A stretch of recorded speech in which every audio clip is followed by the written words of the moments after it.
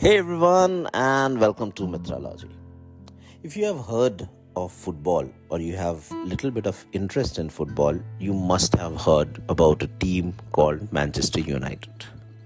Now, if you have heard or know about Manchester United, then all the way you would be knowing about Sir Alex Ferguson, the great coach. Many say he is the greatest coach in football history had. So I got a chance to read a book by him. The book's title is Leading. And I must say, it's a book on the leadership style, management style. Very, very well written and very simple. It doesn't have a lot of jargons or, those management anecdotes or anything like that. It's about how you lead a organization. In this case, it was Manchester United, and how you make it grow.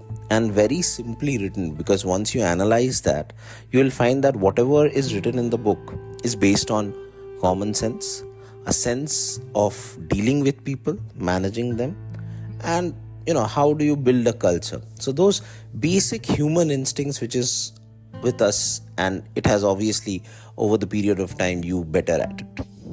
So that's why today's episode, I have named it Leading the Fergie Way. And I hope you enjoy this episode, which is a concise book review of the book Leading by Sir Alex Ferguson. Now, when you start reading this book, the first lesson which you get is that managing oneself.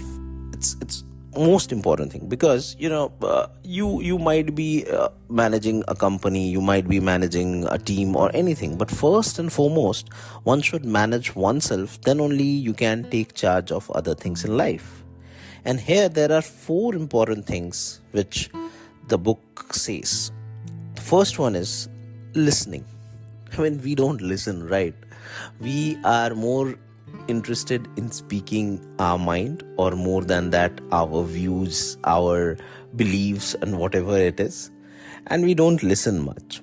So with various example, Sir Alex has written that what happened during a selection of player, what happened during his appointment at Manchester United, that he was listening to people. You have to listen to people, you have to absorb ideas, you have to analyze those ideas and then take a call. And it's always helpful. So listen more. Then a very important point is that observe. One should be very calm and composed, and one should be very observant.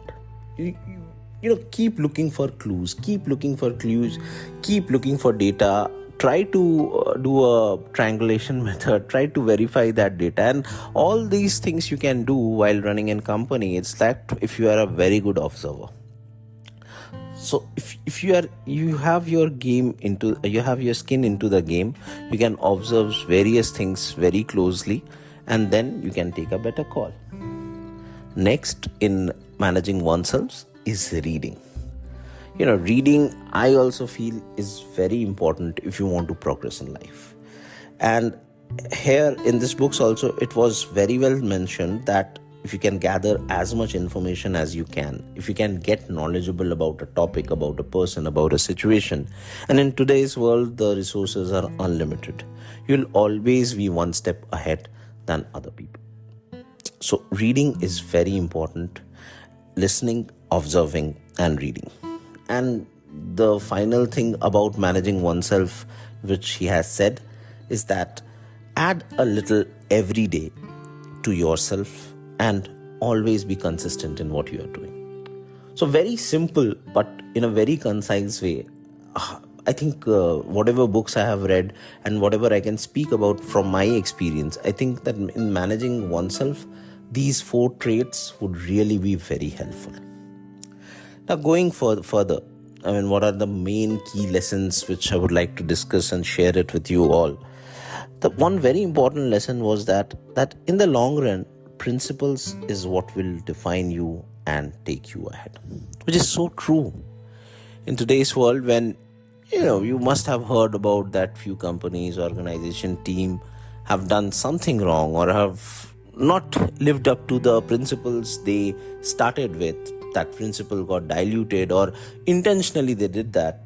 and you feel that why did that happen, and majority of the times this change from that core principle has led to the downfall, or led to a team losing, a company making losses, and a lot of other things. So if you see in that ways, that in the long run, the principles which defines you, or the principles which you believe, if you stand by them, then only it helps you in moving forward, and also that gives you a character. Next is that he talks this in respect of certain players, and the examples are David Beckham, Ryan Giggs, and as far as he has also spoken about Cristiano Ronaldo falling in this category, that it's the drive and hunger in one which separates winner. Talent can be earned through determination, willpower, and relentlessness. So true, isn't it? I mean, I've heard it from many big sports analysts that if you have talent, it's good. But if you can do hard work and you have that attitude, talent can be earned. And that's what this book also specifies in a lot of spaces.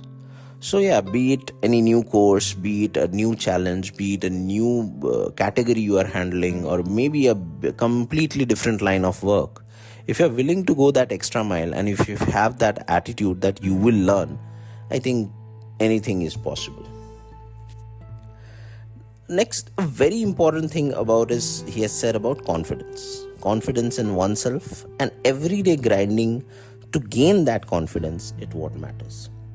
Majority of the times we must have seen that when we join a new organization where we see there are big stalwarts or people from great elite places, we certain times, it happens with majority of people, that we start to do a self-doubt. We start to think that, am I good enough? But if you think very hard through, you'll be knowing that it is the confidence in you and everyday grinding to get that confidence better is what will help you. So it's very important to have a firm belief on one's skills, and obviously you should definitely do something to improve that skills, but you should be confident enough on what you know and don't get bogged down. Building a culture, a system, a process, then only people will trust you. This is regarding to the company culture or the team culture he has spoken about. That a culture is defined by a lot of things, and that is very people specific, region specific, and it can be people specific, region specific. But what is a good culture? The basic thing is that people trust you and people know that you have their back. And obviously, if you can build a system and a process that everything, whatever happens in this organization, in this team, for example, in this shop also, if I'm talking about a very minute thing, it happens by a process, systematically evolved process, wherein if we follow the process, there is a high probability we'll deliver the better results.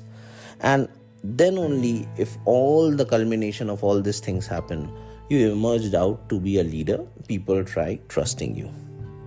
So this is very important whenever you're building a new culture somewhere within the company or in a new company.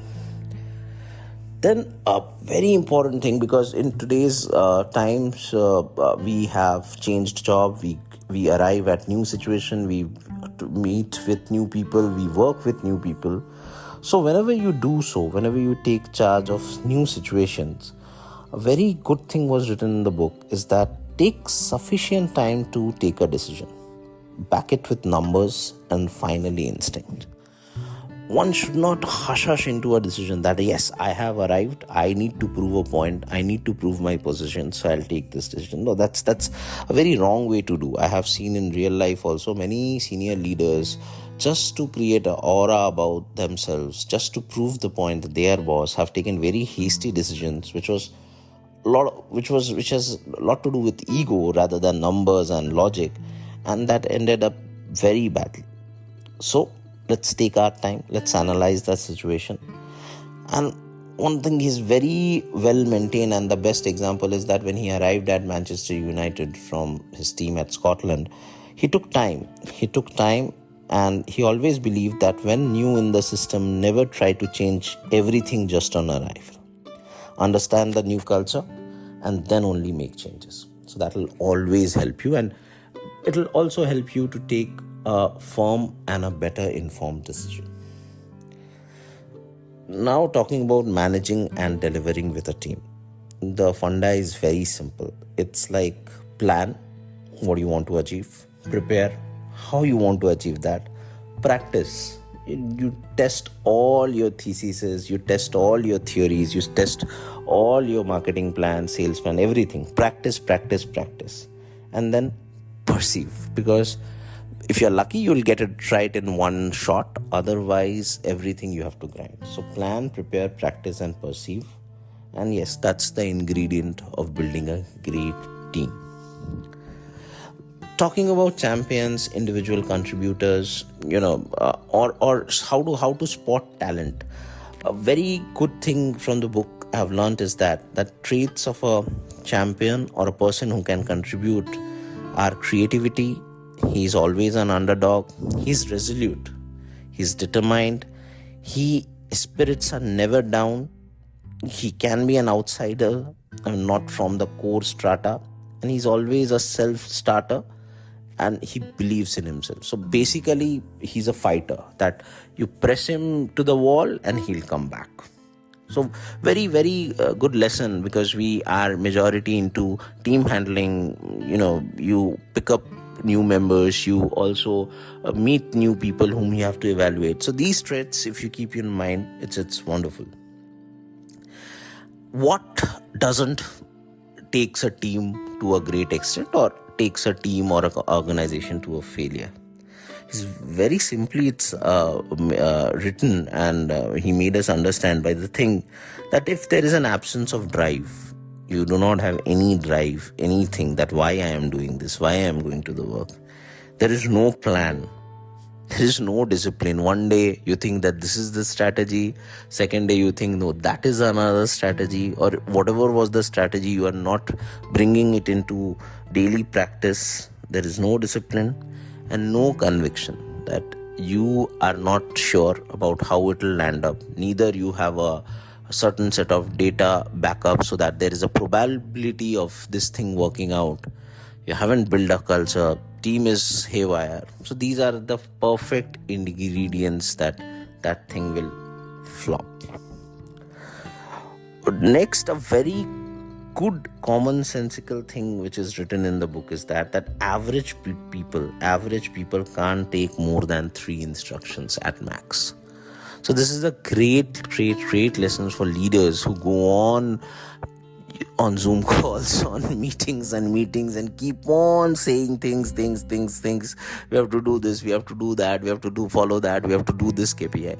And that's so wrong, because, that's true. Just look around. How many people do you know that who can, take more than 2-3 instructions? I myself if I evaluate myself, I don't see that I'll be able to take some 4, 5, 6 instructions together and execute them all. So 3 instructions at max. Think about it. What will be those 3 instructions? Give it to them and be at it. Evaluate those 3 instructions, how one is doing. And that's all it's required. So definition of the problem is very important. And then breaking it out into 3 doable steps. That's the work of a leader. Last, what stayed with me after reading this book is that don't get comfortable and into a routine, because what got you here may not take you further. And so true, isn't it? If we don't evolve ourselves every day, if we don't challenge ourselves every day, we will be in that complacency zone, and that will lead to our downfall.